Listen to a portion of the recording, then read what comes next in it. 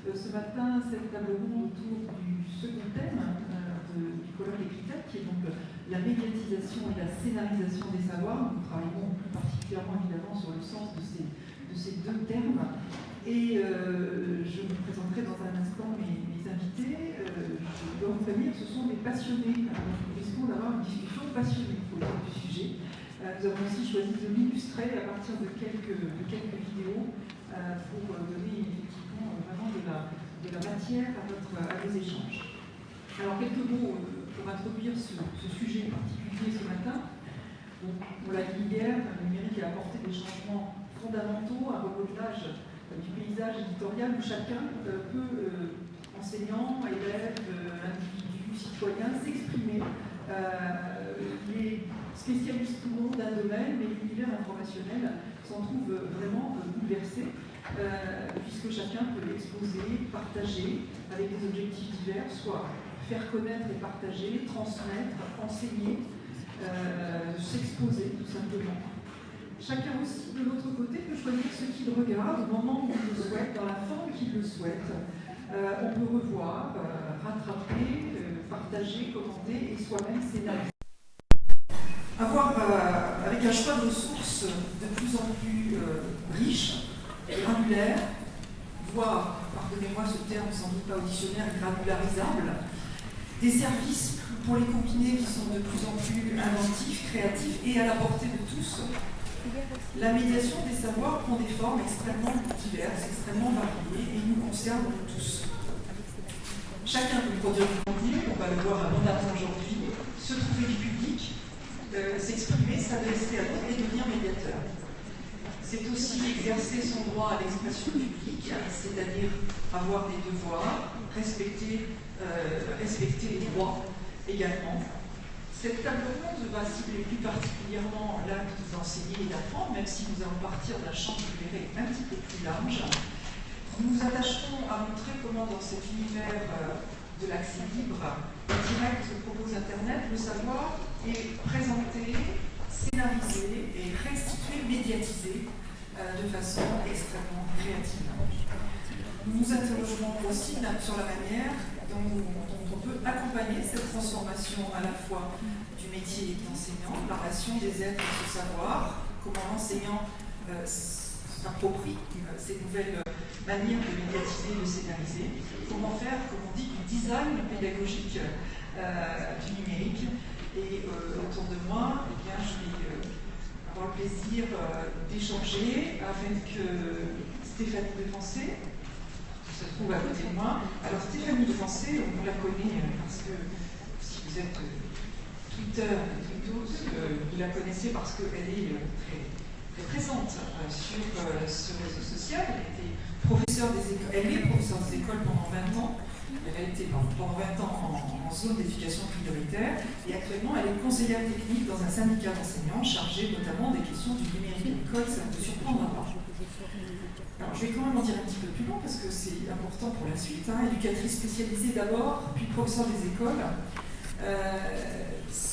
Elle est passionnée par le numérique, d'où sa mission auprès de ce syndicat.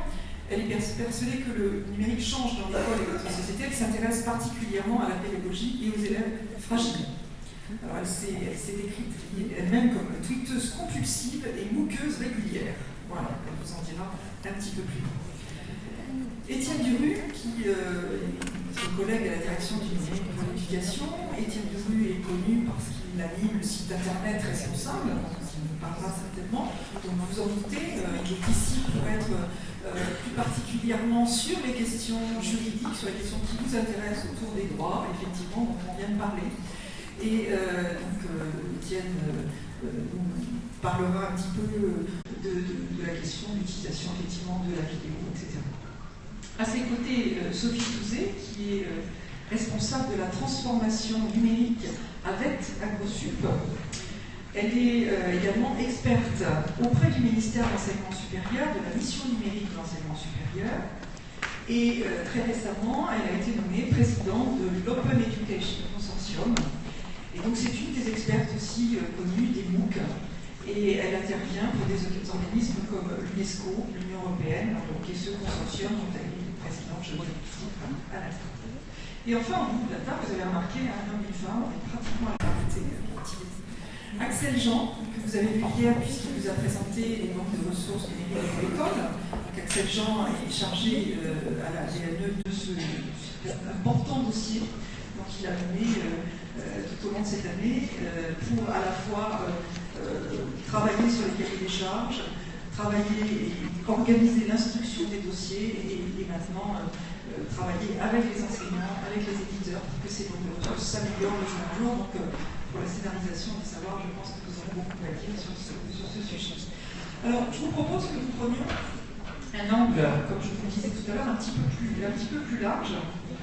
Je vous disais, notre propos va s'articuler autour de ces deux définitions, ou de ces deux approches. Qu'est-ce que médiatiser? Il y a plusieurs sens qu'on peut mettre en évidence autour de cette table ronde. C'est ce terme-là que nous mettrons en débat autour des exemples que nous donnons, et puis le terme scénarisé.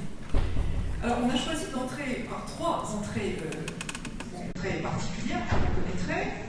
Nous avons choisi de parler des passionnés, des professionnels qui s'exposent effectivement sur Internet, qui mettent le savoir en scène sur Internet et qui le partagent.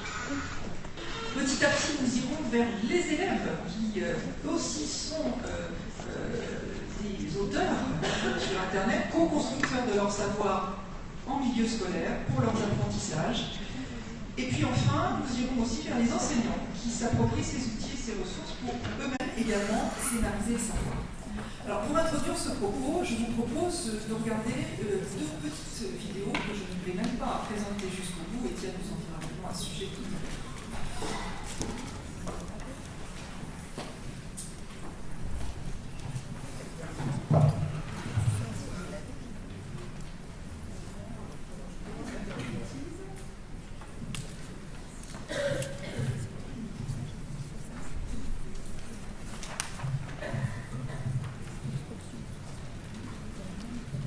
Moins d'idées reçues souvent répandues par les films, les séries télévisées ou encore, bien sûr, les anciennes reconstitutions. C'est un vrai manque de respect. Ah ça, je ne te l'ai pas dit. C'est pour cela qu'aujourd'hui, nous allons rendre justice à mes congénères sauriens trop mal compris par votre espèce. Ce sont quand même les premiers reptiles. Attends une seconde. J'apprécie la compassion que tu éprouves envers les membres de mon clade, mais ce que tu dis est gravement faux. Première idée reçue. Les dinosaures sont les plus vieux reptiles. Déjà, admettons qu'en utilisant le vulgaire terme de reptile, on parle de sauropsides. C'est mieux. Alors, est-ce que les dinosaures sont bien les plus vieux sauropsides? Mais bien sûr que non.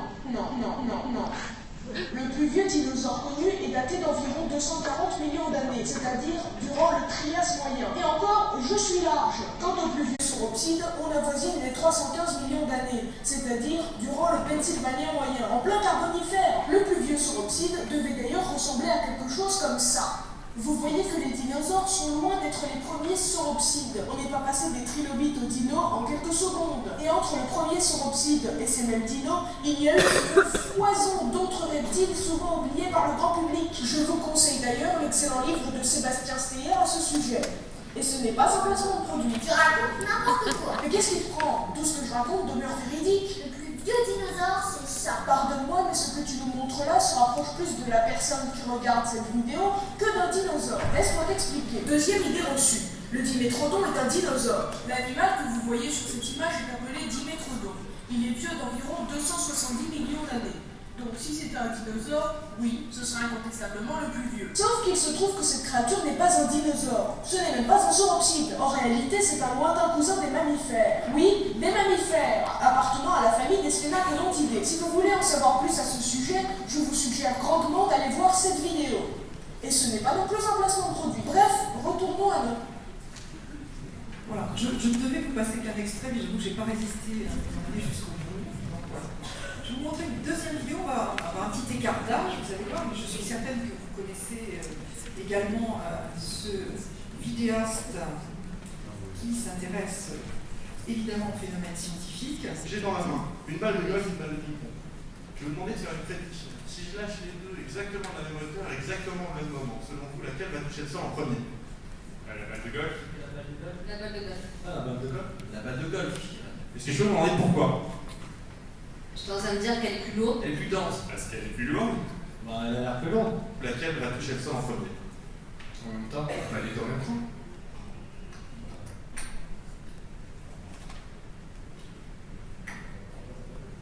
Voilà, qu'est-ce que vous avez vu?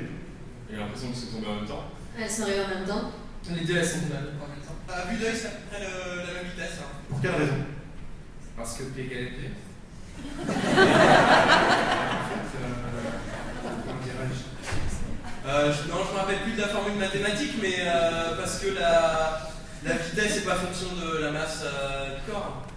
P1 égale M1 fois G. P2 égale M2 fois G. Merci. Merci. Aujourd'hui, on va parler de la chute des corps. Alors, tout de suite, il faut savoir, c'est en science, quand on dit un corps, c'est pas le corps. En science, un corps, c'est juste un objet, n'importe lequel. Ça en dit vachement beaucoup sur la façon dont les scientifiques pensent l'être humain. La chute des corps, c'est un sujet qui a intéressé beaucoup de monde depuis très longtemps. Au début, il y avait Aristote.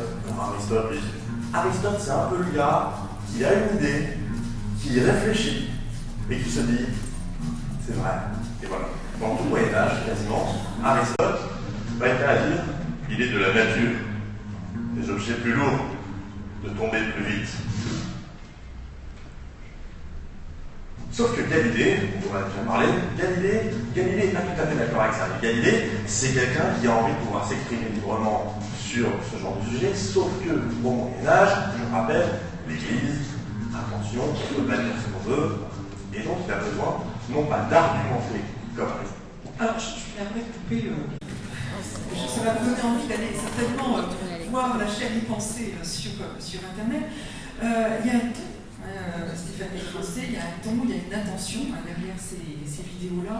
On a vu un très jeune, ce jeune garçon à 15 ans, je crois.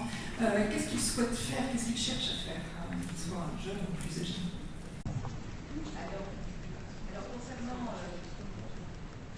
Alors concernant Y Penser, c'est pas... Stéphane, on n'entend pas.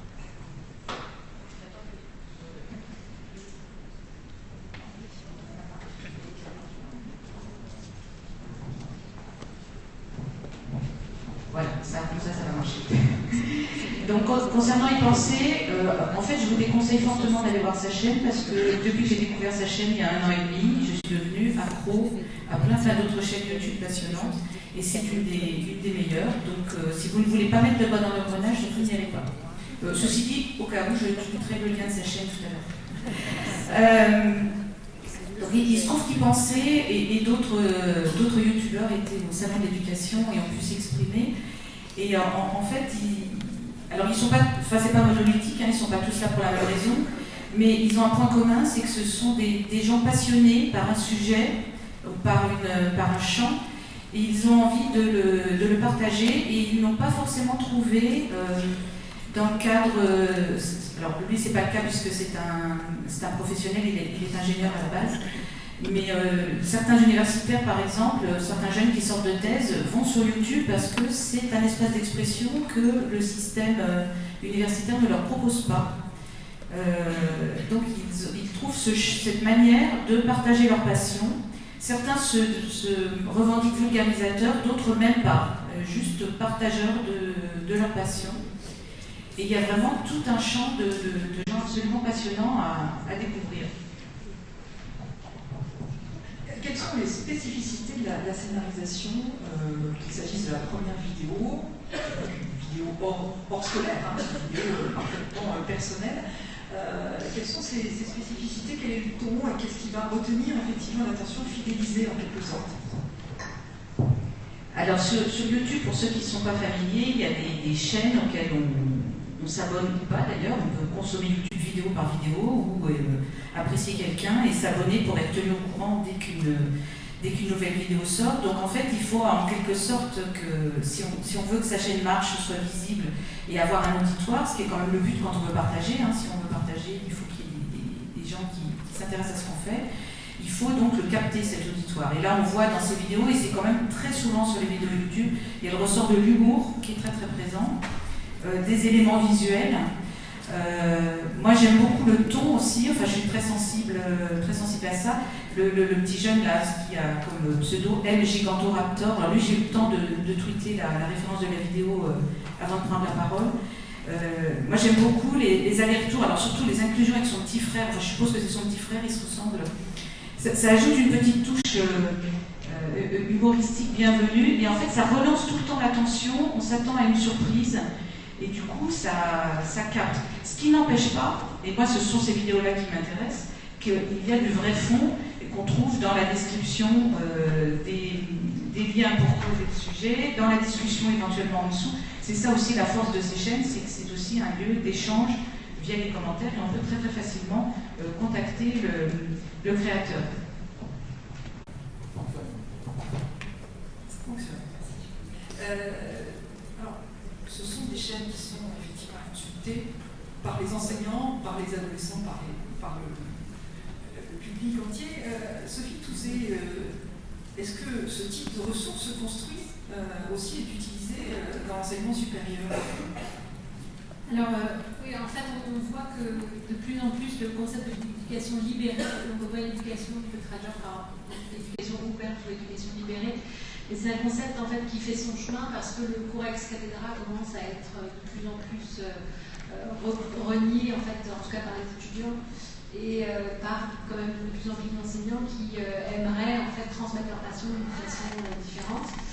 Et donc le Global Education Consortium, c'est un mouvement universitaire international qui regroupe plus de 300 universités dans le monde et qui a décidé justement d'apporter une réponse à ces attentes de pouvoir en fait transmettre son savoir de façon différente, en encadrant, en offrant en fait des plateformes sur lesquelles les enseignants des universités vont pouvoir publier leurs ressources.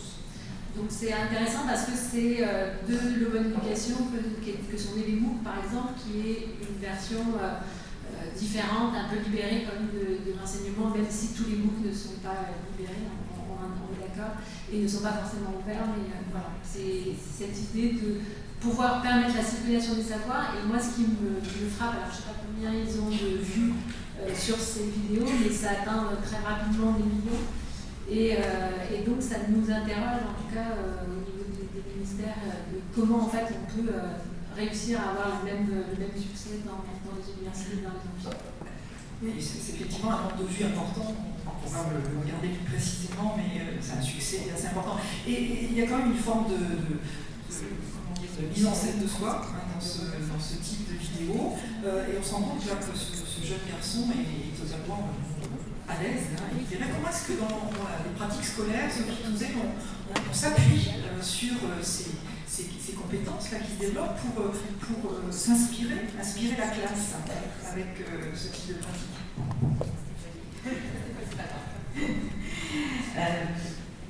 Moi, quand je suis tombée sur ça marche ou pas? Oui. Quand je suis tombée sur la chaîne de ce jeune homme, j'avoue que j'ai été complètement bluffée, moi qui suis pas très à l'aise devant une caméra et dans le fait de jouer un rôle. Je me suis dit qu'il y avait manifestement un talent voilà, qui crève l'écran et en plus du fond. Parce que bon, c'est l'alliance des deux moi, qui me scotche, et surtout chez un aussi jeune garçon, parce qu'il a commencé sa chaîne, il était au collège, et a priori il est rentré au lycée cette année. Ça développe forcément tout un tas de compétences, parce que y a le fait de se mettre en scène, d'avoir un propos construit, intéressant, ça a l'air de rien, mais des vidéos de quelques minutes comme ça, c'est des heures et des heures de travail. Ça a l'air spontané, mais plus ça a l'air spontané, sympathique, etc., plus ça a demandé de travail en amont, plus le travail de montage, dès qu'il y a le moindre effet, même si c'est filmé dans les conditions du direct, dès qu'il y a une incrustation de quelque chose, il y a forcément du travail de montage, et c'est pas rien, c'est aussi. Et souvent, c'est. Alors là, il travaille avec un copain qu'on voit dans certaines vidéos, donc apparemment il y a un duo, ils doivent s'entraider. Et puis après, ça suffit pas, c'est-à-dire qu'il faut se faire connaître via les réseaux sociaux, faire sa pub en quelque sorte. Il faut gérer les commentaires, qui ne sont pas toujours très sympathiques. Il y a une de ces vidéos où il explique que. Alors il fait un peu de débunkage de vidéos d'autres personnes, donc ça plaît moyennement. Il pointe des erreurs scientifiques et factuelles dans des vidéos d'adultes, à qui ça ne plaît pas forcément. Et il y a une vidéo où il dit, moi ça m'a beaucoup plu, où il dit si vous n'êtes pas d'accord avec moi, utilisez les commentaires, argumentez. Si votre seul argument c'était trop jeune pour savoir, vous pouvez passer votre chemin. il y a un aplomb aussi, et je me dis quelle meilleure façon d'éduquer nos jeunes aux médias et à l'information et à l'esprit critique que de les confronter à cet exercice et que de leur montrer que des jeunes de leur âge, ou à peine plus âgés qu'eux, sont capables de le faire avec un aplomb et un sérieux et de l'humour. Moi, je dois dire que je suis totalement admirative. Ça me fait penser à je ne sais pas si vous connaissez l'université Cannes, donc je ne sais plus comment il s'appelle son nom, enfin bref, Cannes, quelque chose, Cannes Academy, et donc il a commencé en fait à faire des vidéos de ce type-là pour sa cousine, pour lui expliquer les mathématiques, en s'appuyant vraiment sur l'actualité, donc à chaque fois qu'il y a des vidéos sur un thématique, il va utiliser les résultats aux Jeux Olympiques, enfin bref, il met en scène, et maintenant il a plus de 5 millions de personnes inscrites, enfin donc ce jeune a énormément d'avenir, et je pense effectivement c'est de leur montrer que des jeunes peuvent, c'est vraiment très intéressant. Je voulais faire en écho en fait avec ce qui avait été présenté hier, vous savez, sur la classe inversée qui a été abordée, effectivement là naturellement on a le support qui va se prêter également à inverser les apprentissages en fait, et surtout donc de les proposer hors la classe, que ce soit dans un tiers-lieu mais sur un autre temps que le temps de la classe.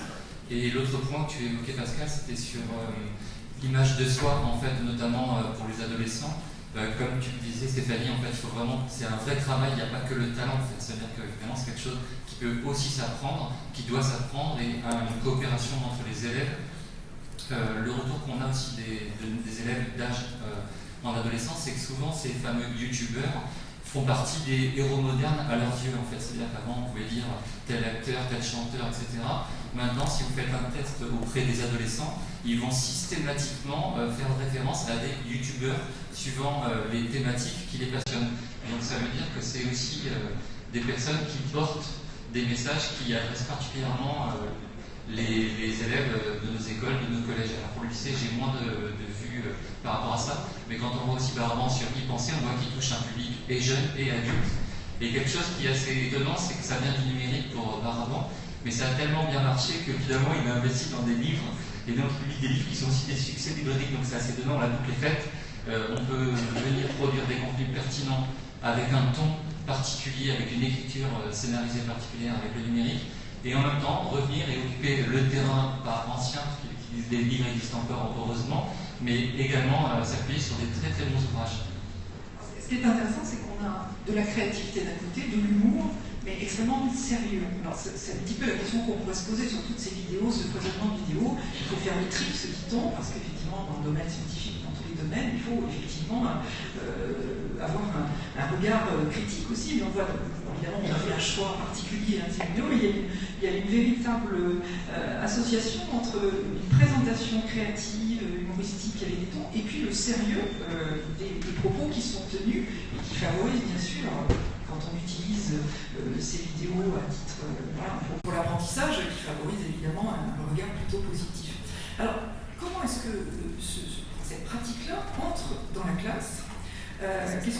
Comment est-ce qu'on va travailler avec des élèves et à quel moment est-ce que la création de vidéos est-elle intéressante à mener?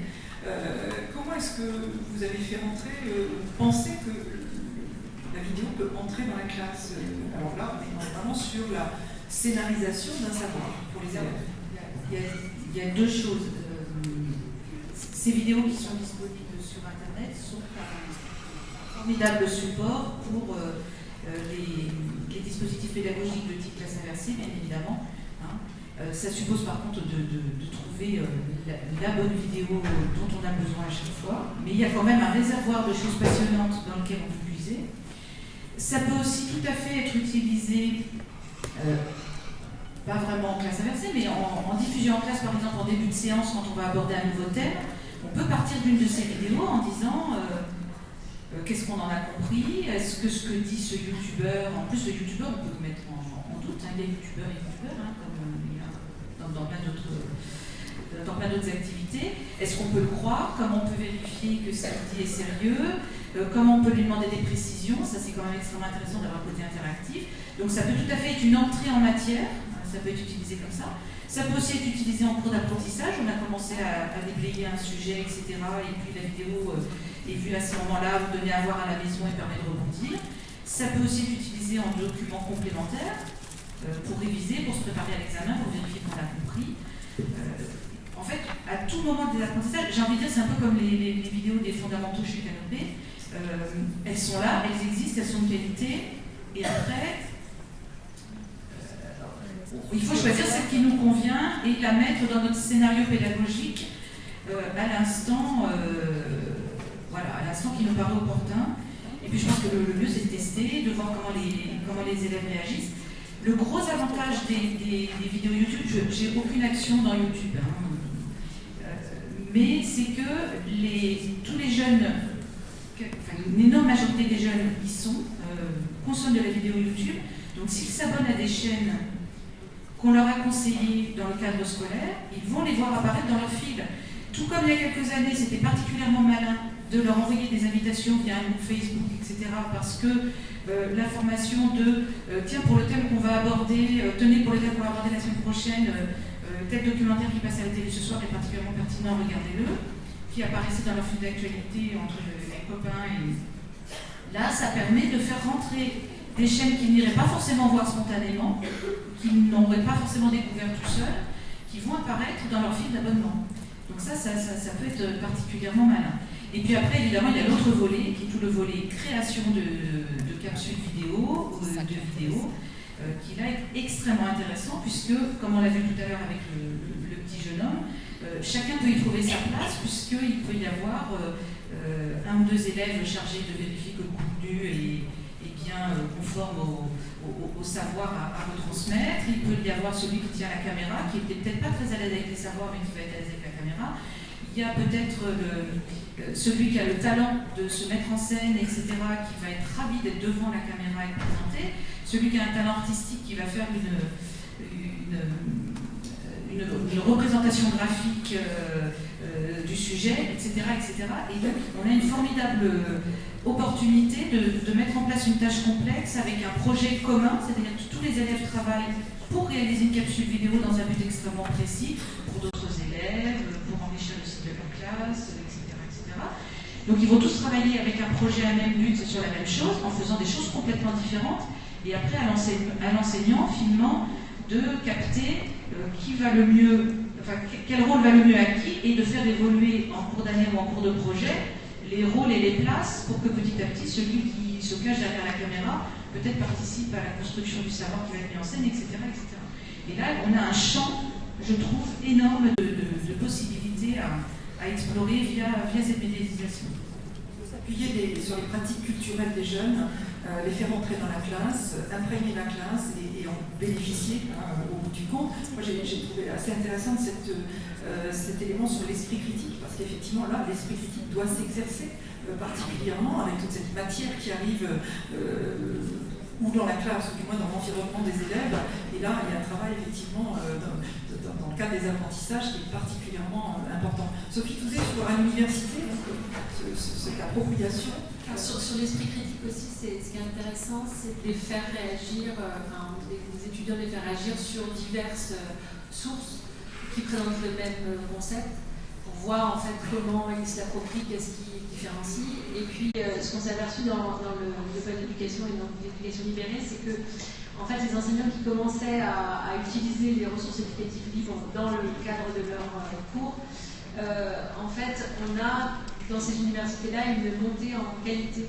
Parce que le fait d'aller voir en fait, tout ce qui se passe ailleurs, forcément vous enrichit. Et il y a aussi une sorte d'émulation quand on sait qu'une fois qu'on a consommé, on a envie aussi de participer. Et quand on commence à participer, on réfléchit 2 fois avant de mettre son cours en ligne. Alors que quand on arrive dans un amphi avec des étudiants, on les connaît, on sait qu'on va devoir se débrouiller. Quand on veut le publier, on va... voilà. Donc il y a une réelle... il y a de la recherche là-dessus qui montre en fait qu'il y a une augmentation de la qualité. Alors, on n'a pas évoqué les objets, les outils pour réaliser ces vidéos, mais on le verra dans une petite vidéo qu'on vous projettera ensuite. Il y a, évidemment, on fait de la vidéo et tout ce qu'on a à disposition, et c'est plutôt une façon assez intéressante, puisqu'on a tous un smartphone dans la poche, on utilise YouTube, on connaît YouTube. Alors, Étienne Duruche, je me tourne vers toi. L'attention est grande. Donc entre les pratiques pédagogiques qui se développent, on vient de le voir, et à partir des pratiques sociales, et le cadre juridique, alors, dans lequel on est obligé d'évoluer dans le milieu scolaire. Sur ces points-là, notamment l'utilisation des appareils personnels, et quel éclairage, je pense qu'il est très attendu, peut-on apporter sur cette question notamment?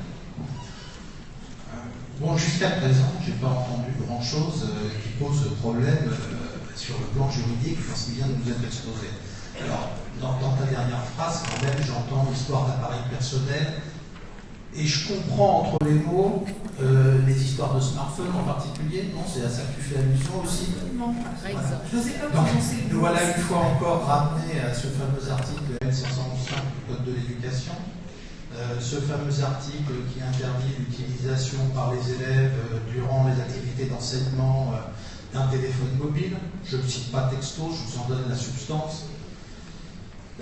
Cet article, il faut le ramener au contexte de création de cet article dans le Code de l'éducation. Ça date de 2010, ça a été introduit au Code de l'éducation par une loi qui est la loi Grenelle 2 de l'environnement. Par conséquent, au départ, l'intention du législateur, c'était pas du tout une intention éducative, pédagogique, c'était une intention qui était une intention relative à la sobriété en matière d'ondes, etc., etc., etc. Ça, c'était le point de départ. C'était déjà même plus vrai au point d'arrivée au moment où la loi a été votée. C'est-à-dire que l'ADLE a commandité récemment une étude demandant à faire émerger l'ensemble des débats parlementaires qui s'étaient tenus à l'Assemblée, au Sénat, dans les commissions mixtes paritaires, et dont il ressort que très très rapidement, l'intention initiale a dérapé vers une autre intention, et qu'il y a des gens qui ont trouvé que finalement c'était très commode pour faire en quelque sorte de la police dans la classe, en oubliant au passage que dans la classe, il y a un adulte référent qui s'appelle une enseignante ou un enseignant. Et que, ma foi, c'est peut-être pas le rôle du législateur que de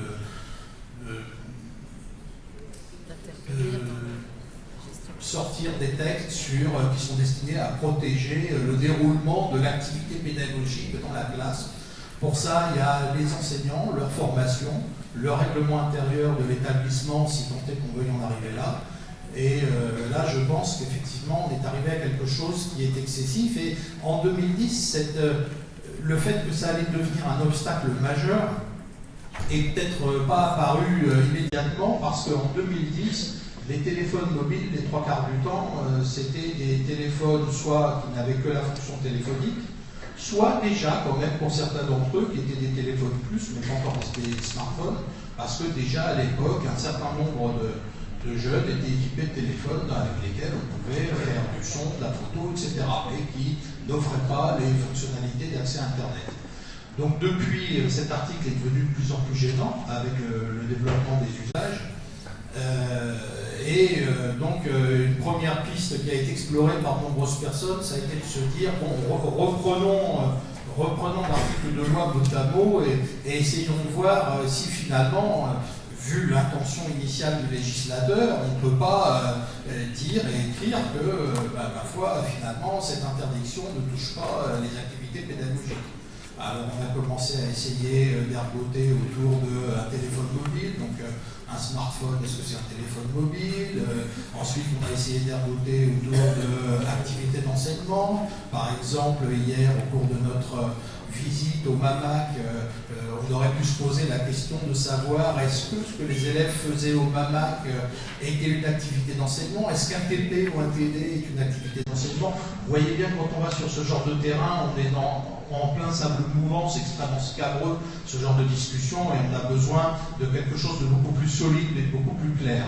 Donc, pour nous, c'était important de remettre en perspective cet article avec l'évolution des technologies, de la société civile et de l'éducation. Et donc l'ADLE a entrepris un travail autour justement de cette histoire, de cette histoire législative, de cet article, de la première proposition jusqu'au vote sous sa forme finale, et a construit un dossier visant à à remettre sur le métier l'interprétation qu'on doit donner aujourd'hui à cet article de loi. Aujourd'hui, le dossier est entre les mains de la direction des affaires juridiques du ministère. J'espère qu'on aura une réponse dans pas trop longtemps, et j'espère que cette réponse nous sera favorable. L'ANAH s'était déjà exprimé en 2010, mais comme je vous l'ai dit, en 2010, l'article venait de sortir et l'intention paraissait claire. Et en réalité, comme je vous l'ai dit, elle ne l'était pas du tout. Voilà, donc pour l'histoire des smartphones, on ne peut pas en dire beaucoup plus. Sachez simplement que la DME s'en préoccupe. Pour nous, c'est vraiment une préoccupation majeure. Hein.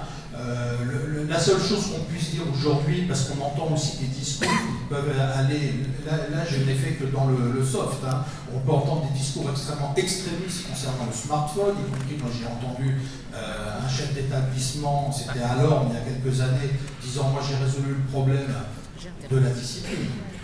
Donc c'était bien pour lui une question de discipline. J'ai résolu le problème, on a interdit l'apport du smartphone au collège dans le règlement intérieur. Bon, la direction des affaires juridiques, même déjà en 2010, exprimait sur le caractère excessif et disait qu'il n'y avait pas de base légale aujourd'hui. Et salut, on se retrouve aujourd'hui pour un nouvel écriture.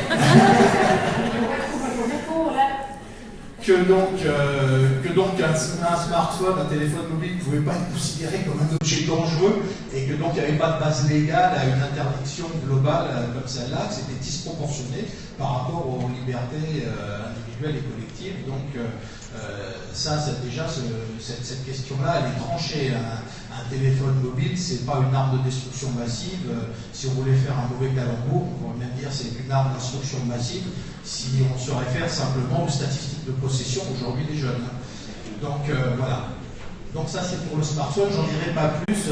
Voilà, pour l'instant on est en attente de la réponse de la direction des affaires juridiques sur ce sujet. Je pense qu'il y a une petite phrase qui va être sans doute retweetée, hein, le smartphone comme arme d'instruction massive. Merci Étienne pour cette phrase. Alors, on va continuer un petit peu parce qu'on a d'autres questions hein, sur le plan juridique, mais je voulais vous montrer un exemple. Alors, ça va être un exercice un peu complexe parce que la vidéo est un peu longue, on n'a pas eu le temps de la couper, mais vous montrer comment en classe, effectivement, les enseignants peuvent s'approprier hein, cette capacité à produire et travailler sur une tâche complexe, comme le disait Stéphanie tout à l'heure, pour effectivement faire produire des petites capsules vidéo à des élèves dans le cadre d'un projet pédagogique.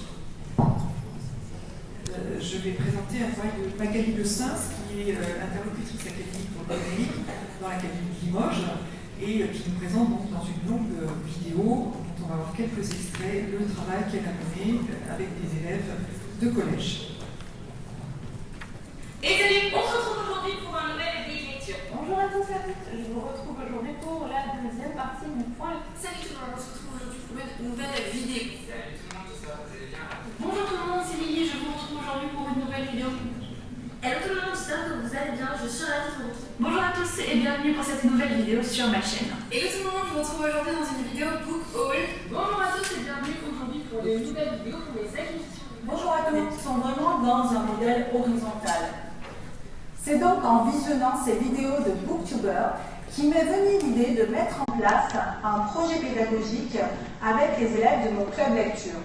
Le projet est parti de 3 constats. La forte attractivité et l'influence de YouTube sur les adolescents, l'essoufflement de mon club lecture et le désir de créer une activité pédagogique qui mêlerait à la fois lecture et éducation aux médias et à l'information. Ce projet concerne 10 élèves de 5e, 4e et 3e. Ils pouvaient travailler seuls ou en binôme pour la présentation de leurs livres. Ils venaient donc au CDI 1 heure par semaine sur une partie de leur pause méridienne. Nous avons utilisé comme matériel 3 iPads, un vidéoprojecteur, les ordinateurs des nouveautés lors d'une sortie en librairie. Puis est venu le temps de la lecture, le choix des livres à présenter et naturellement les binômes se sont créés. Ensuite, chaque groupe avait pour consigne de rédiger une critique littéraire avec l'aide d'un guide que j'ai réalisé pour l'activité. Puis nous avons travaillé sur la création d'une chaîne YouTube pour les élèves intitulée Chronique Books qui nous a permis aussi de prendre en compte les paramétrages nécessaires et la lecture des conditions générales d'utilisation de la plateforme YouTube. Enfin, le travail qui nous restait n'était pas des moindres et les élèves se sont vite rendus compte qu'il fallait beaucoup de temps pour le tournage, le montage et la diffusion de leurs vidéos en ligne. Ce projet m'a donc permis, en tant que professeur documentaliste, de travailler sur plusieurs objectifs généraux. Développer le goût de la lecture, prendre en compte les pratiques non formelles des élèves, développer leurs capacités créatives, être un lecteur actif et critique, communiquer pour convaincre, travailler en équipe, favoriser l'expression orale, travailler sur la confiance en soi et l'image de soi, et enfin former la personne et le citoyen. Les élèves ont également pu acquérir des compétences infodocumentaires, rechercher de l'information, identifier la source de projet, que ce soit en EPI ou dans le club, ce qui nous a fait défaut cette année, car nous n'avons pas pu, de par nos emplois du temps et de par les emplois du temps des booktubers, et notamment de Lynn Gourmand avec qui j'étais en contact, donc nous n'avons pas pu... On se sent assez proche d'eux et on peut facilement discuter avec eux directement sous la vidéo parce qu'ils répondent assez vite et aussi sur les réseaux sociaux. Les youtubeurs se sont emparés d'un média fort qui est la vidéo et qui accroche nettement plus les jeunes qu'un blog par exemple, puisqu'il n'y a pas la contrainte du texte, ou bien qu'un podcast. En général, les jeunes commencent à aller sur YouTube pour visionner les clips. Voilà, je crois que en AVST, je suis désolée de ce découpage, mais en fait, je voulais vous montrer particulièrement l'origine du projet, l'idée centrale du livre, et cet exercice particulier. Je crois que dans l'Académie de Nice, on a des enseignants documentalistes qui travaillent sur le booktubing et qui créent des vidéos dans ce cadre de projet pédagogique. C'est quelque chose qui est assez développé. Bon, cette enseignante explique parfaitement les compétences qui sont mises en œuvre, toute la démarche pédagogique, et les élèves ont bien relevé effectivement ce qui leur plaît, c'est-à-dire la capacité à échanger, à faire réagir, et ça c'est tout de même quelque chose d'assez particulier. Voilà. Axel, peut-être une réaction sur cette vidéo. Alors, voilà. Un point, effectivement, ce qui est intéressant dans la démarche, en fait, elle reprend les théories d'apprentissage par projet, en fait, où les gens apprennent, les élèves en l'occurrence, apprennent en réalisant quelque chose, en faisant. Donc le learning by doing, en fait, qui est pas quelque chose de nouveau avec le numérique, mais là, évidemment, le numérique se prête particulièrement à mettre en œuvre ce genre de choses. Dans des créations, là, nouveau, c'est intéressant sur un support conventionnel, le livre, mais témoigner de ce qu'on a ressenti, de son impression, de la qualité de l'œuvre rencontrée et d'en rendre compte à quelqu'un. Donc en fait c'est extrêmement riche le nombre de compétences qu'elle mobilise à l'occasion de la création de ces petites vidéos. Il y a un élément qui est important dans les modèles proposés, c'est qu'on est sur des formats courts au niveau de ce qui est proposé, et ces formats courts permettent effectivement d'avoir une accroche au niveau du temps de disponibilité de nos élèves par rapport à leur capacité d'attention. On peut effectivement capter clairement cette attention-là par un format qui est plus moderne, en tout cas qui pour nous est moderne, mais pour eux juste normal, très court, très dynamique, et les élèves là sont sur l'image. Exactement, voilà, l'accroche sur l'image, ce format court est très dynamique, et elles sont sur un processus d'imitation, en fait, faire comme des modèles, parce que c'est, pour venir sur ce projet-là, des booktubeurs cités adultes, autres, où il y avait des jeunes, mais plutôt on a vu quand même des adultes, des booktubeuses ou des booktubeurs, et en fait les élèves, eux, s'investissent par rapport à ça, parce qu'ils veulent faire à la manière d'eux. Alors c'est une autre démarche pédagogique assez connue, et qui est très pertinente depuis longtemps, le numérique permettant d'avoir un vrai public. Donc c'est quelque chose qui change beaucoup la donne, que de faire produire, là en l'occurrence une vidéo, mais on a bien vu qu'il y a toute une phase d'écriture, de scénarisation, de coopération entre élèves, c'est vraiment pas un travail solitaire du tout. On est sur un modèle, on vise un objectif, et à cette occasion-là, on va réaliser et mobiliser de nombreux apprentissages qui auraient été peut-être plus laborieux, plus scolaires, parce que perçus de manière très scolaire, sans en comprendre le sens. Mais là, on est dans une situation avec un projet à réaliser dans un temps contraint, et en fait ça donne du piment, ça donne a un intérêt parce qu'il y a une difficulté à dépasser, et puis un dépassement de soi aussi, parce que clairement elle le dit, il faut avoir des fortes capacités d'expression à l'oral, devant une caméra, et elle le signale, ça va pas de soi. On a toujours une impression de simplicité quand on regarde la réalisation finalisée, mais clairement il y a sans doute plusieurs prises, etc. Et c'est un vrai travail sur toutes ces compétences orales qui sont primordiales dans la vie de tous les jours, dans la vie du futur citoyen en fait, que de savoir poser sa pensée, la construire et ensuite l'exprimer clairement dans ce format contraint. Donc en fait cette contrainte c'est vraiment un atout. La contrainte d'un format très court est un vrai atout d'une qualité et une dynamique possible dans les enseignements pour motiver les élèves dans la réalisation. La place de l'oral dans la classe, qui n'est pas généralement très privilégiée, mais on voit là qu'elle a tout son intérêt. Justement sur la création des vidéos, ce qui est amusant, c'est que quand on a commencé en fait à faire des MOOC, la plupart des MOOC, c'était le premier MOOC d'abord de Sébastien Trun, c'était dans un amphi, on filmait l'enseignant et on avait l'heure d'amphi en ligne.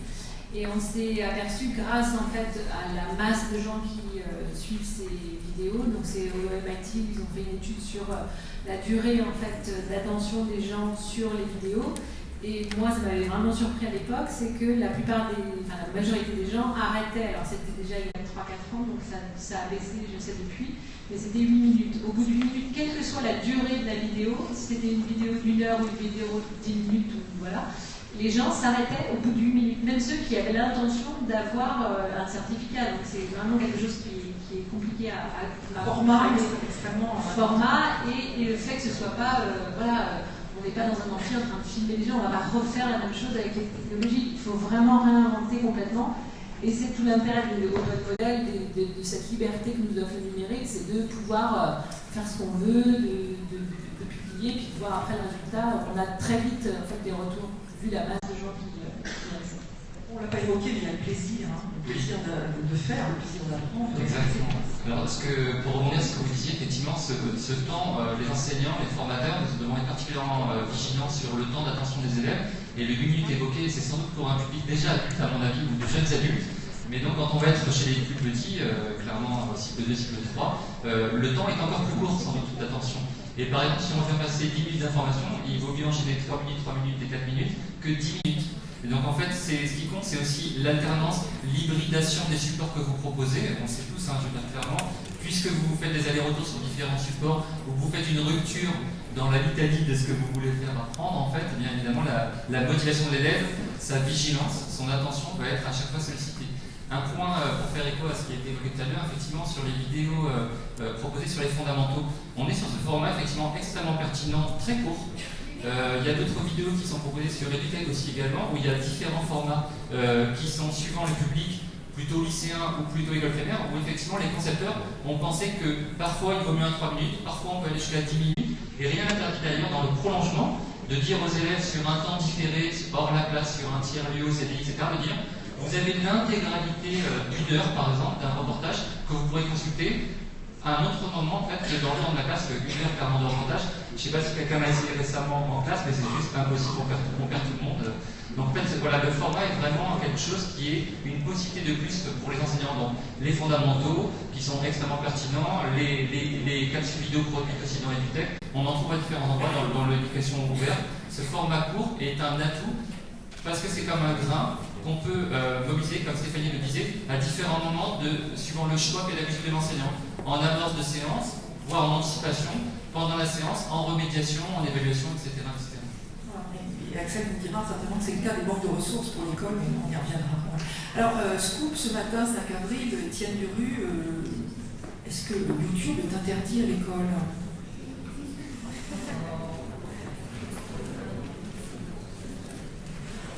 D'abord, 2 remarques.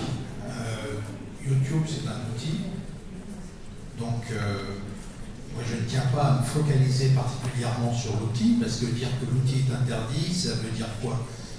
Si je prends un marteau, c'est un outil, je l'utilise très bien, il n'y a pas de problème, sauf que ça dépend de l'usage que j'en fais. L'usage, c'est la finalité de l'acte. Si je m'en sers pour fracasser la tête de mon voisin, c'est pas bien. Donc YouTube, c'est interdit. Non, YouTube, c'est pas interdit, ça n'est qu'un outil.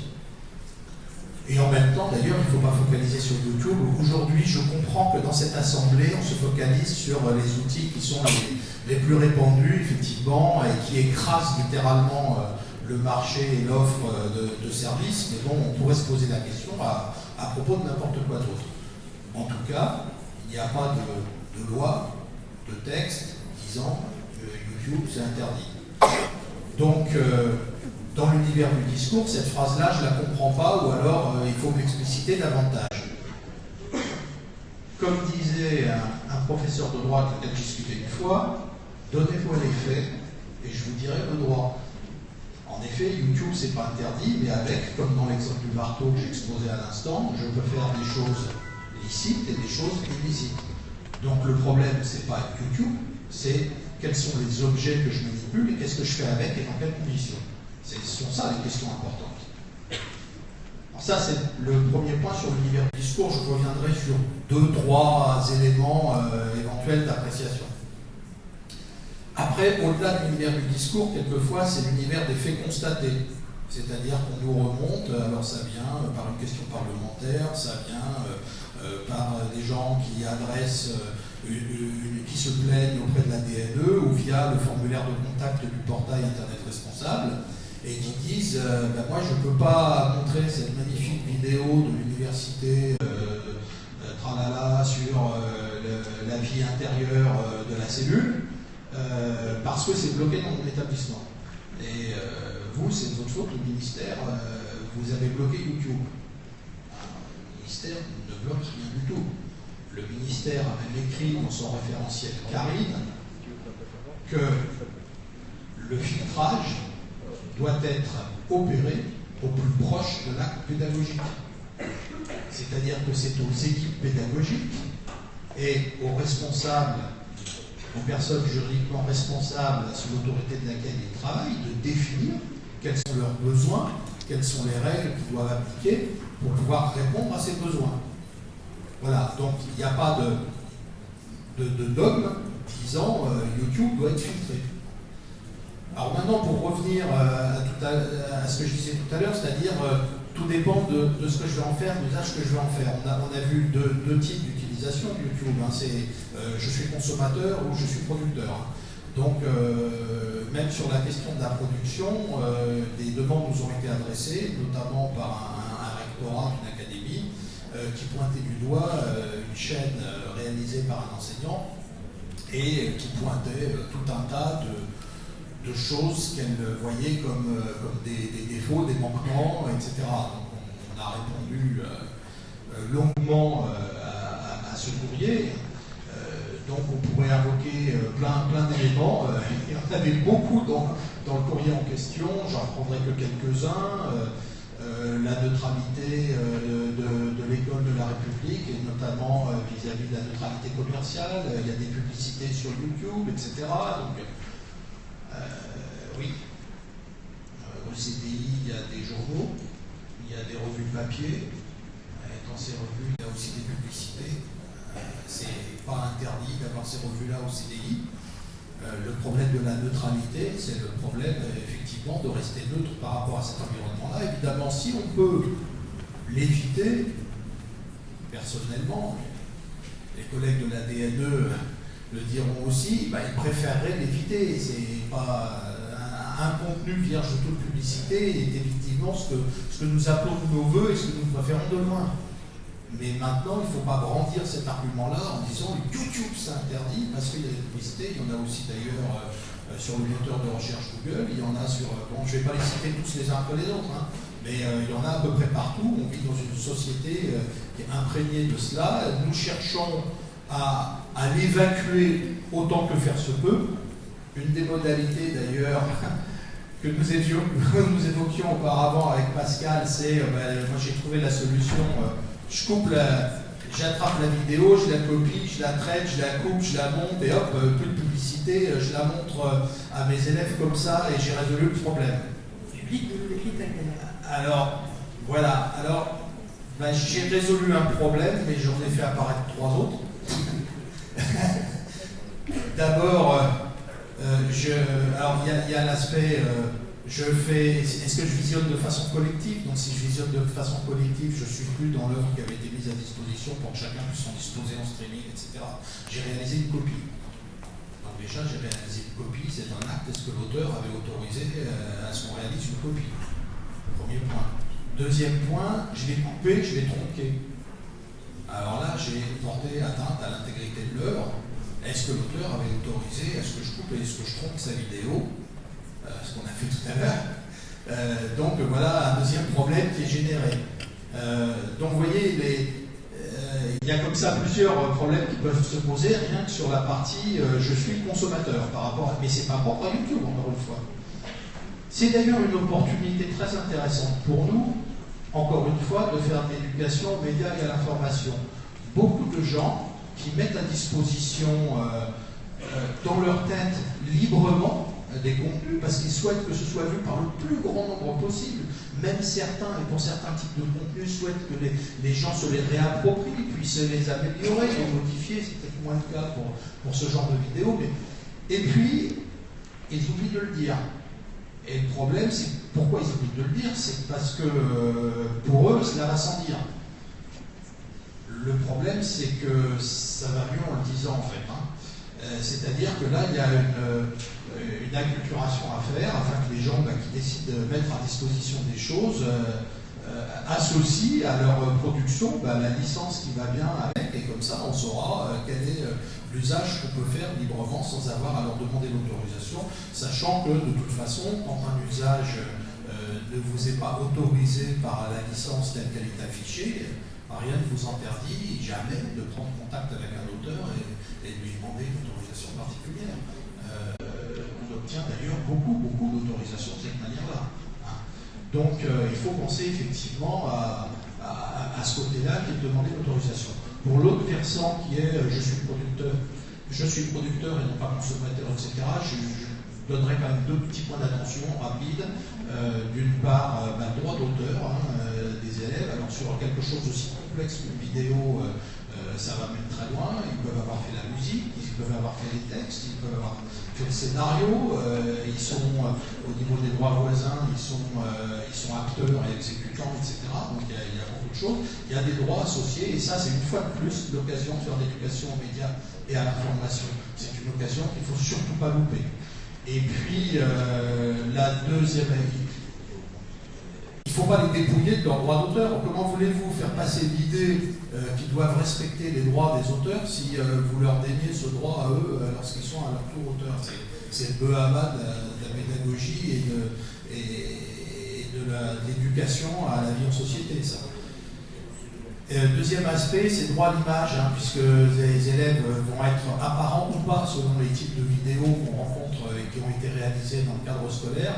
Donc faites bien attention, ce droit à l'image, les élèves sont mineurs, ils disposent de droits, ils disposent du droit à la vie privée comme toute personne. L'article 9 du Code civil dit que chacun a le droit. Il n'a pas dit le citoyen, l'adulte ou la personne majeure, chacun a le droit. Et on peut aussi se référer à la Convention internationale des droits de l'enfant qui dit exactement la même chose. Les enfants ont droit au respect de leur vie privée. Mais le droit à l'image, il est fondé sur ce droit-là. Il n'est pas inscrit en tant que tel dans ces deux textes que je cite, mais il découle de ça, par la jurisprudence, il découle de ce droit à la vie privée. Et d'ailleurs, la Convention internationale des droits de l'enfant dit aussi autre chose dans un autre article, c'est les articles 12 et 16, vous pourrez aller voir. C'est que l'enfant doit être associé à toute décision qui le concerne et que son opinion doit être dûment prise en compte.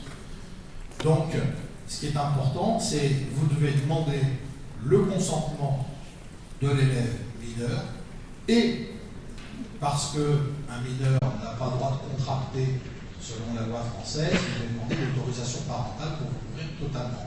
Et ce consentement de l'enfant, l'élève, est pour moi primordial et encore éducatif. D'ailleurs, nous avons un certain nombre de formulaires qui sont des exemples à reprendre, modifier, adapter à vos besoins dans la boîte à outils du portail Internet responsable. Et dans ces formulaires de demande d'autorisation, nous avons systématiquement deux parties. La première est celle du consentement de l'élève mineur et la deuxième est celle de l'autorisation parentale. Nous voulons absolument à ce que ces deux éléments soient présents à chaque fois. Ce sont des passionnés.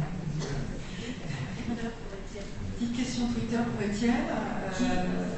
Qui est responsable de publication dans le cas de la création d'une chaîne YouTube en contexte scolaire? Alors en ce moment, on a un gros débat sur la doctrine qu'il faut qu'on affiche sur des termes comme cadre, contexte, etc.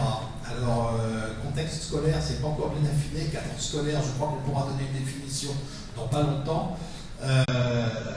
Le directeur de publication, ça dépend notamment de l'espace dans lequel vous allez publier. D'accord ? Si c'est un espace institutionnel et qui est offert sous l'autorité, je vais prendre l'exemple du second degré, qui est offert sous l'autorité du chef d'établissement, bien comme vous le savez, la personne juridiquement responsable d'un EPE, c'est le chef d'établissement, et il est par conséquent directeur de publication des espaces qu'il met à disposition de la communauté scolaire. Voilà. Que ces espaces soient opérés par un tel ou un tel, que ce soit opéré par le rectorat, que ce soit dans l'ENT opéré par la collectivité territoriale ou le prestataire qu'aura retenu la collectivité territoriale, le directeur de publication, ça sera le chef d'établissement. Dans le premier degré, c'est un petit peu plus compliqué parce qu'on dit toujours que le directeur d'école n'a pas de rôle dans la hiérarchie et que la première personne à laquelle on peut imputer une responsabilité sur le plan administratif et de la hiérarchie, c'est le DAZEN. C'est un tout petit peu plus compliqué pour la publication et l'ADAGE aussi s'est exprimé depuis de nombreuses années sur ce sujet. Je vais les ressolliciter il y a quelques temps pour savoir si elle tenait toujours sa position, j'attends la réponse. Dans la position qu'elle avait émise à l'époque, elle a dit qu'il n'était pas raisonnable de considérer que le directeur de publication d'un site d'école qui serait sous la responsabilité éditoriale quotidienne du directeur d'école devrait incomber à quelqu'un qui se trouverait au-dessus, parce que, techniquement et juridiquement, cette personne n'a pas les moyens d'assumer sa responsabilité. Donc tout ça, c'est compliqué. Dans le premier degré, on a toujours été dans une situation un petit peu plus compliquée que pour le second degré. Maintenant, si on parle d'une chaîne qui a été faite par un enseignant à des fins éducatives, mais pas forcément dans... Alors, la réalisation a pu être faite dans le cadre scolaire, c'était le cas qui nous avait été soumis par l'académie, ça avait été fait dans l'établissement. Voilà. Alors on nous disait, parmi les autres reproches qui avaient été faits, il a utilisé le matériel de l'établissement. Bah oui, pour faire un truc pédagogique. Donc, a priori, le matériel de l'établissement est destiné à ça, donc voilà. Le seul truc qu'on peut dire, c'est que finalement, cet enseignant s'est dit pourquoi ça profiterait simplement aux élèves de ma classe ou de mon établissement. Je vais créer une chaîne YouTube et ça profitera au plus grand nombre. Hein. Alors, vous regardez son truc sur le moteur triphasé, il y a je ne sais pas combien de centaines de milliers de vues. C'est évidemment que son audience est allée, une dizaine de milliers, je sais plus, enfin énorme. Son audience est allée au-delà de son établissement scolaire et de son académie, de toute évidence. Tant mieux, ça a profité à plein de monde. Donc, pour en revenir à là, il est sur une chaîne qu'il a créée avec son compte personnel, à titre privé. La question n'est pas de savoir où il a réalisé, etc. La question est que, bien entendu, là, du coup, il est son propre auteur, éditeur, etc. Et il est responsable du contenu éditorial de son compte et de sa chaîne, dont il est le seul maître et sur lequel l'institution n'a pas marre.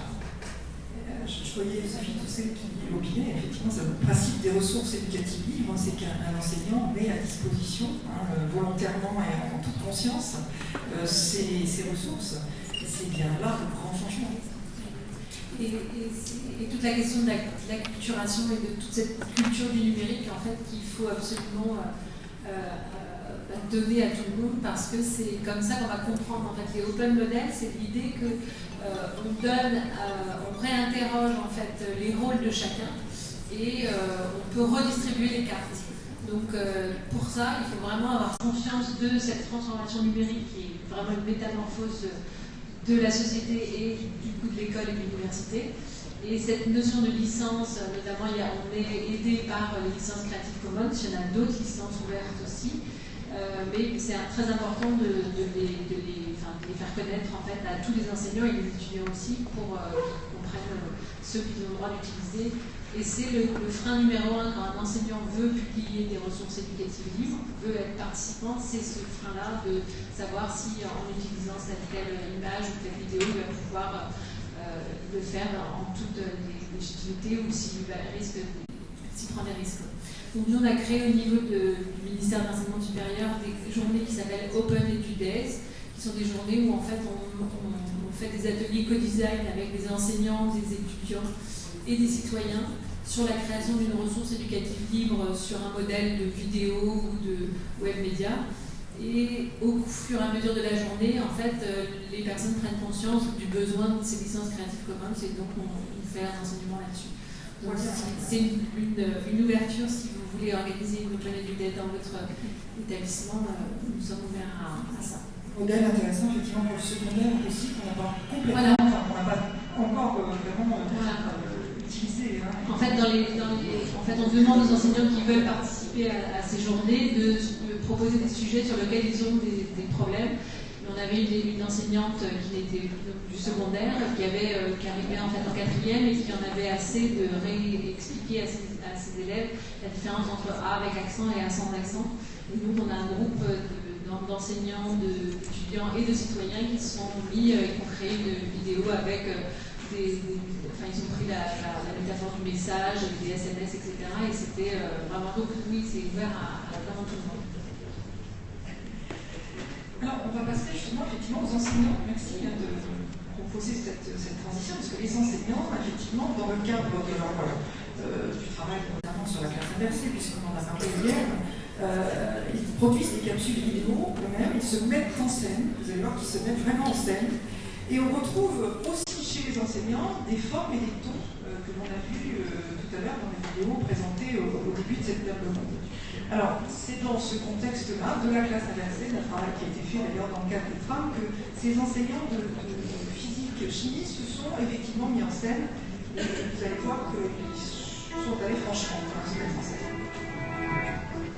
C'est la fin de notre journal. Je vous rappelle le gros titre 300 000 lycéens manifestent dans les rues pour avoir la classe inversée, comme dans profdephysique.fr. Et maintenant, page de publicité. Après une longue journée de travail, j'aime bien prendre un bain après le détente. Problème, l'eau du bain se refroidit rapidement. Mais avec le kit Ultra Bain, l'eau du bain reste toujours chaude.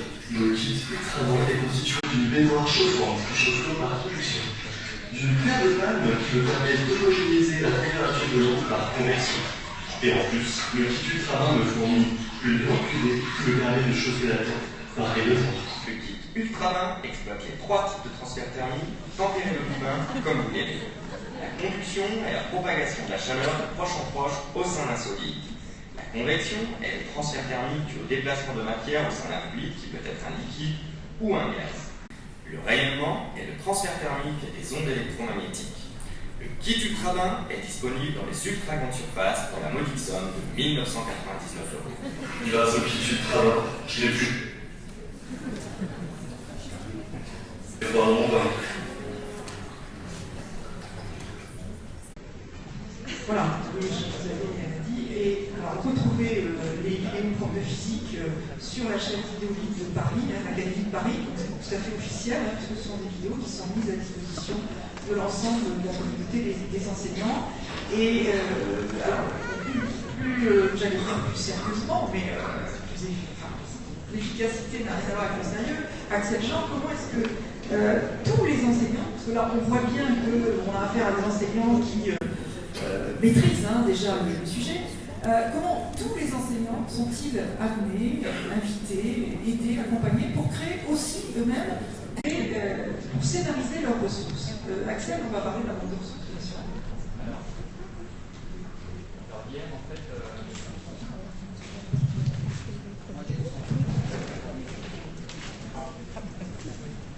donc hier, en prolongement de la cotation hier sur les banques de ressources numériques, on vous a parlé donc des contenus qui étaient mis à disposition, mais également de la grande partie des services. Et donc dans les services, comme je le disais hier, en fait, on vient avec des propositions qui adressent les enseignants, tous les enseignants, quel que soit leur degré de familiarisation avec le numérique ou leur appétence pour le numérique, donc avec des services simples qui permettent de composer, suivant leur choix pédagogique, des propositions, donc pour le dire clairement, des cours avec leurs élèves, mais quelles que soient les pédagogies, donc y compris en pédagogie inversée, y compris hors la classe. Les services sont relativement simples avec des outils assistés qui permettent de composer par des glissés-déplacés la chaîne de temps qui va être proposée aux élèves. Et on est sur des supports où on va pouvoir agréger des propositions, donc des contenus qui sont déjà disponibles dans les banques de ressources, dans des disciplines, comme je disais, de français, mathématiques, histoire, géographie, d'environnement et sciences, mais également s'emparer des propres productions des enseignants, ou des élèves en l'occurrence. Donc on peut très bien importer ses propres capsules à partir, donc faire un mix, un mélange de production à partir de ressources qu'on pourrait trouver créer soi-même ou proposer via les fondamentaux, les ressources d'EduTech, des ressources qui seraient créées par d'autres partenaires et des ressources créées à partir du smartphone ou d'objets mobiles en fait, qui seraient réalisés dans la classe. Donc on a cette constitution qui est proposée avec des schémas en fait, de séances qu'on va pouvoir mettre à disposition de nos élèves. Ces schémas permettent donc de mélanger tous les types de supports, mais aussi on n'est pas dans quelque chose de purement passif, on est sur des propositions qui permettent aussi d'avoir des questions ouvertes posées aux élèves avec une production d'écrits. On est sur des collaborations possibles entre les élèves, sur des écritures à plusieurs mains. Donc ça nous permet de questionner les écrits intermédiaires, de produire un écrit, puis de revenir dessus sur un temps différé. Ça permet d'avoir un autre statut de l'erreur, je pense en mathématiques, mais pas seulement, de se dire que l'erreur est une démarche, une étape normale dans les apprentissages. Donc on a un regard qui, parce que c'est via le numérique, permet de revenir sur notre proposition, notre création, notre production, là en l'occurrence écrite, mais elle peut être aussi une production orale pour les langues vivantes ou pour l'expression, pour faire un peu écho. On n'a pas d'outils dans les banques de ressources, par exemple, qui permettent de créer sa propre capture via la banque de ressources. Par contre, on a des outils qui sont pensés pour faire des captures audio déjà, dans les propositions. Alors, un point, je disais, c'est effectivement des banques qui ont été pensées, hier je disais qu'ils n'adressaient pas que les pionniers du numérique, clairement, on espère qu'ils trouveront un intérêt. Et quand on a conçu ces banques de ressources, on n'était pas en terrain inconnu. Il y avait déjà des pionniers qui avaient effectivement ouvert les chemins, donc on adresse bien des enseignants, quelle que soit leur familiarisation avec le numérique. Mais il y a de nombreuses personnes qui avaient déjà proposé des étapes très innovantes, très pertinentes avec le numérique. Alors je vais en citer quelques-uns, mais c'était vraiment très complet. Je pense au groupe qui avait poussé les Tweetés, qui pensait à des coopérations entre enseignants, où il s'agit d'aborder un sujet quand même résistant, parfois difficile, l'orthographe, la grammaire aussi. Et ce qui est intéressant, c'est évidemment pas tant de faire de réactivité que faire participer des élèves qui vont écrire à d'autres élèves pour leur dire voilà l'erreur qu'on identifie, voilà la piste que tu peux explorer pour mieux comprendre l'erreur que tu as commise, donc progresser. Alors ça c'est le premier niveau, et ce qui est hyper intéressant dans ces genres de projets, il y a les tweetés, les tweetaïkou, les tweetmontes, on a trouvé toute une vague qui s'appuyait sur un support, la technique des réseaux, donc via Twitter en l'occurrence, mais où les élèves apprennent entre eux, parce qu'ils coopèrent, ils échangent, ils argumentent, donc ils consolident leur apprentissage. C'est pas juste qu'on fait une dictée, je suis seul face à ma feuille et il se passe parfois rien, ou des grandes difficultés qui vont perdurer. Et là, ce qui est intéressant, au-delà de la dictée, c'est tout cet espace d'argumentation pour les élèves. Mais ce qui m'a semblé hyper intéressant, moi, quand je réfléchissais au service qui serait important de mettre à disposition des enseignants dans la banque de ressources numériques, c'est ce qui se passe pour les enseignants. La dynamique intéressante dans ces projets-là, où les Tweetbookers, c'est vraiment ce réseau qui se constitue entre enseignants qui tout d'un coup sortent de leur solitude, parce que souvent on a un maître d'une classe. Et là, la dynamique des gens qui ont pensé ces projets, donc on va dire les pionniers, en fait, c'était de se dire, entre enseignants, on n'est plus tout seul, on a une passion, on veut la partager, on a un sujet extrêmement complexe, par exemple à l'orthographe, et les enseignants entre eux vont s'enrichir des pratiques, avancer ensemble, parfois chuter, mettre un genou à terre, se relever et continuer à avancer. Ce qui se produit au niveau de la coopération entre les enseignants par toutes les propositions de réseau. Alors, dans K2P, il y a aussi des propositions, je pensais hier, il y a une belle présentation sur K2Prof, c'est aussi cette possibilité de mettre ensemble des enseignants qui vont partager donc une sorte d'immense place virtuelle. Alors on dit virtuelle, mais les enseignants prennent du plaisir aussi à échanger pour de vrai, il n'y a rien de virtuel dans les échanges entre enseignants, au bénéfice des élèves. Donc dans les banques de ressources, on s'est appuyé de ces travaux qui avaient été défrichés par les pionniers et on a construit un objet grand public. Alors mon espoir, c'est qu'à partir de ces services qui sont mis à disposition de l'ensemble des enseignants, il y a aussi une communauté que également les pionniers s'emparent à y creuser, à y trouver les forces et les faiblesses. Il y en a, en aucun cas je disais hier que les banques étaient parfaites, on est encore en train de faire de nombreux réglages, des ajustements, et surtout, il y a une proposition initiale qui est pensée par les équipes pédagogiques qui ont gagné ces marchés, mais la possibilité d'importer tous toutes les propositions et de s'en emparer, de s'approprier les propositions des services avec toute l'intelligence, je le disais hier, des enseignants et surtout toute leur inventivité. Et là, je ne m'inquiète pas trop là-dessus, parce qu'effectivement, on a une proposition qui a été pensée par le ministère et proposée par les titulaires, mais clairement, c'est confié aux enseignants, et aux enseignants s'en emparer à hauteur de ce qu'ils voudront faire, juste pour augmenter, par exemple, 10 minutes avec, à travers une capsule vidéo, parce qu'il y a des très très bonnes capsules vidéo qui sont disponibles dans le banque de ressources dans toutes les disciplines, ou alors une séance entière, ou un parcours d'apprentissage sur plusieurs semaines. Et je compte, j'espère, enfin en tout cas j'invite tous les pionniers à venir s'emparer, sans respecter même comme on l'avait conçu, comme on l'avait pensé, mais à détourner, parce que je pense qu'en détournant, en réinvestissant les ressources qui ont été pensées initialement, en fait c'est ainsi qu'on s'en empare le mieux et qu'on sera le plus efficace pour faire mieux apprendre nos élèves avec les possibilités offertes par les technologies numériques. En fait, ce que nous dit là Axel, c'est que ce n'est pas simplement un projet de mise à disposition de ressources, oui, c'est un projet dans lequel il y a eu un cahier des charges qui portait une certaine idée de l'utilisation numérique, de l'utilisation des services, outils numériques et ressources numériques à l'école. Exactement. Tout cela est effectivement porté à travers la manière dont on peut s'emparer. Et finalement, c'est l'accompagnement des enseignants au développement de pratiques avec le numérique. On est dans cette... Alors, tu as raison, parce qu'en fait, il y a ces deux temps. Alors, il y a les pionniers qui n'attendent jamais l'accompagnement parce que, évidemment, ce sont des pionniers, c'est des gens qui ouvrent des terres à découvrir, etc. Et c'est leur plaisir, et ils n'ont pas cette peur-là, cette réticence, donc ils s'explorent. Et après, clairement, il y a un point très important, c'est-à-dire qu'en fait, nous, on met des ressources à disposition, mais elles ne sont pas finies, elles ne sont pas fichées, puisqu'on peut les remodifier comme on l'entend, on peut apporter ses propres ressources, on peut faire un projet qui n'était pas pensé en s'appuyant ponctuellement ou complètement sur les ressources et les services mis à disposition sur les banques de ressources. Et on est sur un point crucial, tu l'as dit, c'est la formation. Clairement, autant les pionniers ouvrent de longs chemins, autant il faut vraiment envisager le point crucial dans le plan numérique, c'est clairement tout l'accompagnement en formation. Alors là, à nouveau, on a des partenaires, évidemment, les DAL, les personnels formateurs en académie. Il y a le réseau Canopé qui nous permet aussi d'avoir un maillage territorial très pertinent.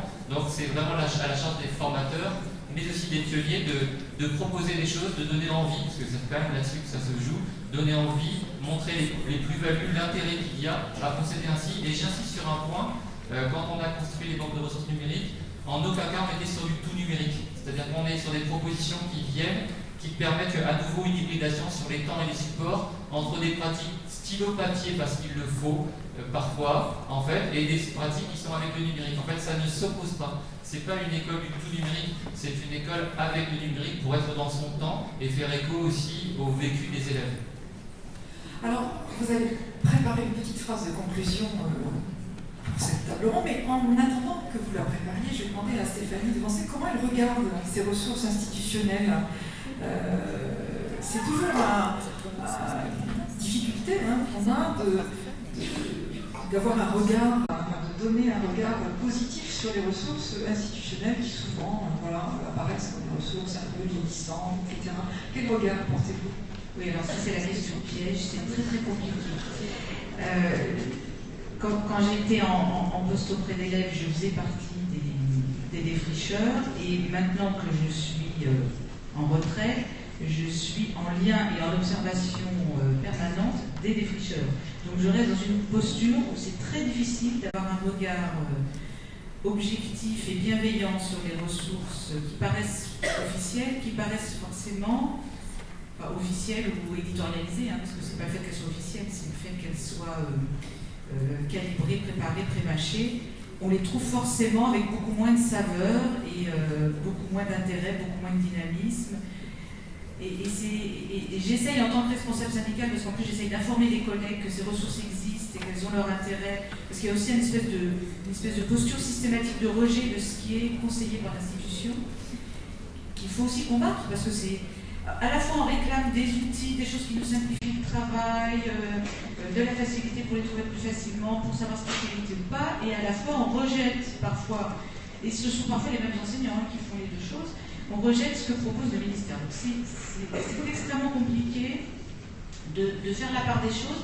Et alors, ce qui est encore plus difficile pour moi, notamment concernant les ressources, et on en a longuement discuté hier, c'est qu'en plus, quand elles viennent de sortir et que je me jette dessus pour regarder et pour informer les collègues, c'est pas encore au point. Donc ça peut être compliqué de se connecter. Elles peuvent être éventuellement mal nommées ou mal triées. Et la chose qui va m'intéresser et me faire dire « Ah, là, il y a un truc génial, ben, je ne l'ai carrément pas vu, je vais aller le voir dès demain. » Et en fait, voilà. Donc je pense qu'il faut, comme en toute chose, placer le curseur entre les demandes qu'on a, ce qu'on nous offre. Il faut faire son marché. Il faut aller y voir par soi-même. Et moi, ma posture est très compliquée parce que j'ai fait aussi ça, par exemple, au magistère, hein, ce qui n'était pas simple non plus, pour essayer d'expliquer aux collègues que il y a des avancées, il y a des choses qui vont dans le bon sens, même si ce n'est pas parfait et même s'il y a des trucs décevants. Et moi, j'ai beaucoup de mal avec les choses très scolaires. Alors, il y a aussi le problème que les éditeurs pensent que les enseignants attendent des choses préscolaires, clés en main, enfin très scolaires, clés en main, classiques. Or, je pense que c'est pas un service. Je suis pas sûre d'abord que les enseignants attendent massivement ça. Certains peut-être, mais je suis pas sûre que ce soit une majorité. Et ce que permet le numérique, c'est de faire autre chose. C'est-à-dire que ce que permet le numérique, c'est de rendre les élèves créateurs, auteurs, actifs, de collaborer entre eux. Moi, franchement, tout ce qui ressemble de près au loin à un exerciceur, alors si on est équipé et qu'il y a un exerciceur pratique qui tourne dans un coin, j'ai rien contre, mais acheter des tablettes ou des PC pour mettre en fond de classe pour faire tourner des exerciceurs, c'est pas la peine, il faut économiser ses sous, hein, la papier crayon, ça marche très bien. Donc c'est quelle est la plus-value? Après, si on récupère des données en back-office, etc., et si ces outils-là sont utilisés pour produire, pour collaborer, etc., d'accord. Donc voilà, donc je vais un peu botter en touche là-dessus. Voilà, et ceux qui veulent des réactions à chaud, j'ai tendance à live-tweeter mes essais avec parfois un brin d'énervement, donc n'hésitez pas à venir voir. Mais je sais qu'il faut dépasser cet énervement de départ. Et puis, je le rappelle, il y a des pépites, et du texte c'est une pépite. Les fondamentaux c'est une pépite, même s'il y a des défauts, notamment si on veut l'inclure dans un blog gratuit, la vidéo, le code d'intégration ne marche pas, parce que, et j'ai eu beau l'avoir signalé, c'est pas réglé, parce qu'il y a quand même des besoins.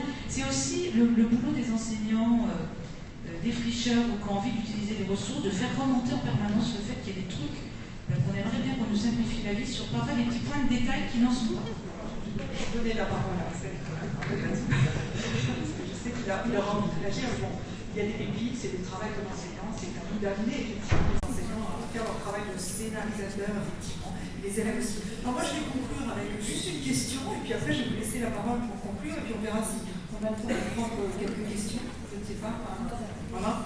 Moi, je me suis interrogée sur l'évaluation de toutes ces productions des élèves notamment et sur la formation des enseignants. Et je me suis dit comment est-ce qu'on met en place effectivement l'évaluation de tout ce processus, peut-être pas forcément différent, mais là il y a des compétences qui sont vraiment très pointues dans un certain nombre de domaines qui ne sont pas que du domaine numérique, pas du tout. Donc comment est-ce qu'on travaille autour de l'évaluation et comment dans les concours de recrutement, dans la formation des enseignants, on travaille autour de la création, de la scénarisation, par le professeur, par les élèves, des ressources. Voilà, c'est une question que je voulais lancer. Maintenant, un mot de conclusion, juste une phrase, Stéphanie. Pour l'évaluation, ce que je trouve génial avec ce genre d'outils et de publications, etc., c'est qu'on a une évaluation extrêmement simple et externe, c'est l'audience qu'on arrive à avoir.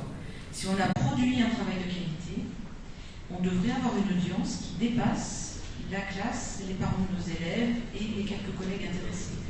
Si on dépasse cette audience-là, c'est que ce qu'on a produit a un intérêt.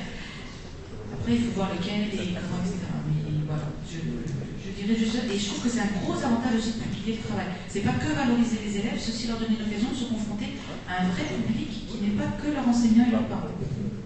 Merci beaucoup, Stéphanie. Étienne, donc... Je vais revenir juste sur un truc que je n'ai pas évoqué à propos de YouTube. À propos des créations, ce que je voudrais, c'est qu'on arrête de voir partout Dark Vador, la musique de la guerre des étoiles, etc. Les élèves ont à leur disposition des ressources libres, des ressources ouvertes, des ressources qui sont tombées dans le domaine public et ils sont aussi capables de créer. Donc, voilà, ce que je voudrais dire, c'est que c'est tellement facile de ne pas porter atteinte au droit de la propriété intellectuelle dans les productions, et donc de faire appel, c'est pas grave, de faire appel à la créativité des élèves et aux ressources qui peuvent être utilisées sans aucun problème. lancer un appel aux enseignants, de leur dire qu'on vit une époque quand même formidable dans la possibilité de modifier, de changer, d'innover, de créer, de travailler avec d'autres. La notion de communauté, elle est très importante et c'est ça qui fait la réussite en général des universités qui se mettent au libre. Donc allez-y, osez. Et puis au ministère, j'ai une demande aussi au ministère au niveau des scolaires, c'est toutes ces ressources, et du tech et tout ça. J'avais écrit un rapport à l'UNESCO sur ces merveilleuses ressources et par contre je ne comprends toujours pas pourquoi elles sont pas libres. Je vous invite, vous aurez Delphine Rénière, chef de projet d'Epitech, et en fait, je pense que voilà, il faut revenir sur ce qu'il y a beaucoup d'éléments. Un rendez-vous après. Un rendez-vous à prendre impérativement pour vraiment élucider ce point. Alors, moi, pareil, c'est l'aspect communautaire que vous aviez signalé. En fait, c'est un élément important dans la proposition des banques de ressources. Tout à l'heure, dans le hall, il y a une présentation d'une collègue, et c'est justement au niveau des témoignages sur les usages. Clairement, Stéphanie, pour rebondir par rapport à ce que tu disais, on n'est pas sur un manuel, en fait, il y a des propositions. Je veux vraiment marquer ce point-là. Ce ne sont que des propositions, et après, c'est confié à l'intelligence des enseignants de s'en emparer, de s'approprier les services, parce que c'est du côté du service qu'il y aura le plus d'intelligence, clairement, plutôt que juste d'accompagner ou de remettre en musique des propositions initiales. Maintenant, n'oublions pas qu'il y a des jeunes enseignants qui sont toujours contents d'avoir une proposition sur laquelle s'appuyer. Il faut pouvoir étayer aussi les jeunes enseignants qui débutent dans la carrière et avoir un bon support renouvelé, interactif, avoir par rapport à l'évaluation cette facilité d'avoir une différenciation pour les éléments difficultés mais aussi pour les éléments facilités. Ça sera toujours un atout utile de ce genre d'outil, qui est un outil proposé, je le rappelle, gratuitement à l'ensemble des enseignants. Donc là, on a un objet d'échange entre enseignants qui est possible pour toute la France, du cycle 3, du CM1 jusqu'à la 3e. Donc ça, c'est très intéressant. Et je vous invite à 10h30, donc tout à l'heure, présentation dans le hall, une collègue de l'académie. Merci. Donc, par l'intelligence des enseignants, c'est qui peut être formé. Peut-être qu'il y a des questions.